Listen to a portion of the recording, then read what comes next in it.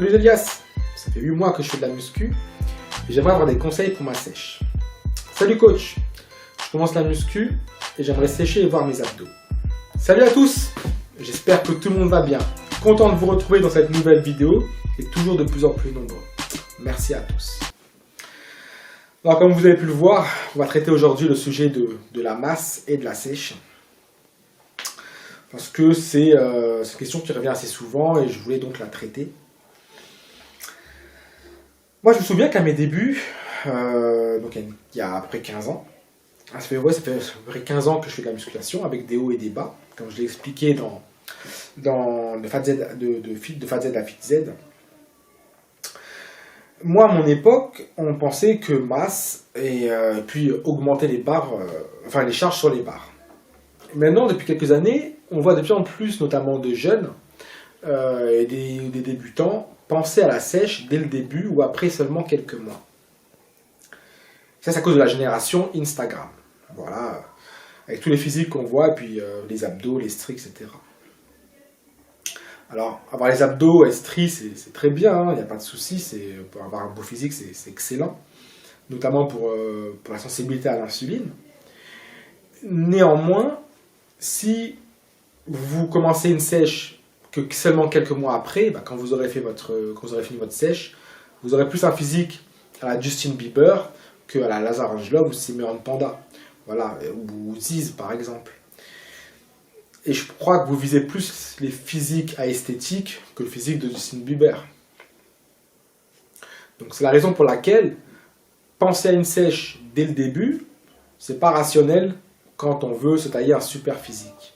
Si vous voulez être massif et sec, comme le dit cette phrase, il faut d'abord faire sa masse et ensuite la sèche. On ne peut pas faire que la sèche. Sinon, vous serez plus maigre qu'autre chose. Et là, je m'adresse surtout aux jeunes qui ont entre 15 et 25 ans, qui ont un niveau de testostérone très élevé, un bon niveau d'hormones. Voilà, utilisez cette période où vous êtes bon dans ces domaines-là, pour prendre plus facilement du muscle et de la force. Parce que c'est quand même beaucoup plus facile de progresser, en tout cas quand on est naturel, quand on a 15 et 25 ans, que quand on a 35, 40 et 45 ans. Donc, perdez pas votre temps à faire des sèches pendant ces périodes-là. Au contraire, utilisez cette période pour construire votre masse musculaire. Là où vous êtes le plus fort, justement, utilisez cette période pour être encore plus fort. Ne ralentissez pas cette super période par des sèches. Parce que le problème, c'est que quand vous êtes en sèche, tout le temps que vous êtes en sèche, vous ne progressez pas. Vous ne progressez pas sur vos barres et vous ne progressez pas musculairement. Peut-être qu'on verra un peu plus vos muscles, mais vous allez aussi en perdre et donc vous ne progresserez pas. Donc quand vous faites de la musculation, surtout vous progressez très rapidement au début, et ça c'est pour tout le monde d'ailleurs, pensez masse, pensez à prendre du muscle, pensez à gagner en force.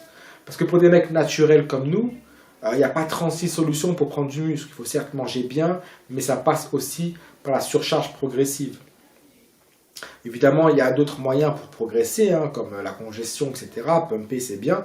Mais ce qui nous apporte le plus des réussites, c'est quand même la surcharge progressive. Et donc, pour des mecs naturels. Donc, au début, pensez pas sèche. Pensez masse, donc hypercalorie. Puis là, vous allez progresser. Faites votre masse et ensuite vous pouvez penser à votre sèche. Parce que quand on est dopé, on peut faire un peu n'importe quoi et puis prendre du muscle. Mais quand on est naturel, charger de plus en plus, c'est quand même un des meilleurs moyens pour prendre du muscle. Donc voilà, prenez votre temps quand vous construisez. Ne faites pas n'importe quoi, ne vous impatientez pas, ne vous laissez pas aller par l'environnement ambiant quand on vous dit quand est-ce que tu fais ta sèche, quand tu fais ta masse, etc. Non. Prenez votre temps de vous construire. Le succès, il se construit. Et quand on dit qu'il se construit, c'est qu'il se construit par étapes. Si vous allez trop vite, on dit bien, il s'est brûlé les ailes. Justement parce qu'il allait trop vite. Donc non, vous, faites la différence. Construisez par étapes, prenez votre temps. Voilà, faites votre masse sur 3, 4, 5 ans et après faites votre sèche. Comme ça, à la fin, vous aurez vraiment un super physique. Parce que si vous ne prenez pas votre temps, si vous allez trop vite dans votre masse, à la fin vous serez plus Justin Bieber que Simeon Panda ou Lazar Angelov. C'est un peu le problème. Donc prenez votre temps. Et là, ils vont me dire, oui, mais je suis gras, j'ai envie de perdre du poids. N'oubliez pas, que le seul rééquilibrage alimentaire et de faire du sport va vous faire perdre déjà beaucoup de poids. Ne l'oubliez jamais. Et ça, c'est l'exemple que j'ai parmi un de mes abonnés, que je salue d'ailleurs au passage, qui a perdu une dizaine de kilos très rapidement. Voilà, il a fait un équilibrage alimentaire, il s'est mis au sport, puis il a perdu du poids. Donc voilà. Puis il y en a d'autres au contraire, c'est vrai qu'ils disent aussi ouais, j'ai envie de perdre un peu de poids pour repartir sur de bonnes bases. Effectivement, si tu mesures par exemple 1m80 pour 80 kg, bah, oui, tu peux perdre un peu de poids pour repartir sur de bonnes bases et ensuite te construire ton corps. Mais pour la plupart des personnes qui se posent la question de la sèche, pour eux, la question ne se pose même pas, puisqu'ils n'ont pas assez de volume musculaire pour penser sèche. Pareil pour les avancées.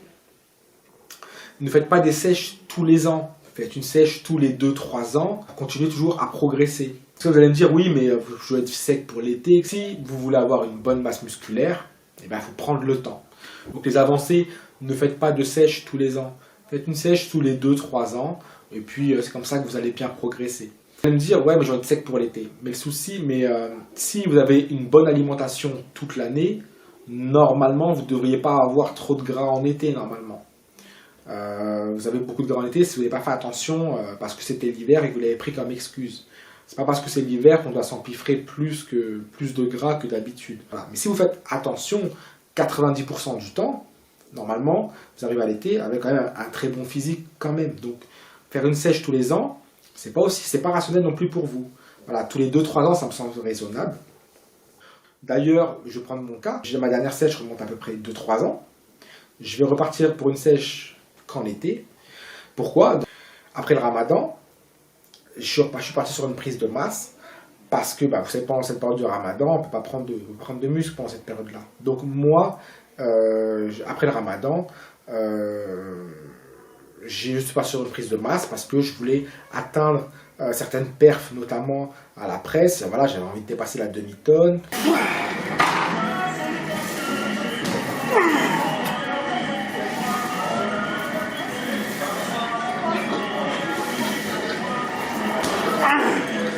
J'avais envie de développer couché haltère, j'avais envie de tenter les 60 kg par main.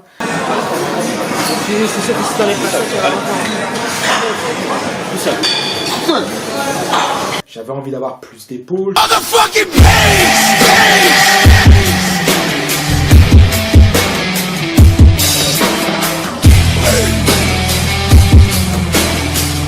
J'avais envie d'avoir plus de quadris. J'avais envie de travailler mon soulevé de terre. Il y a un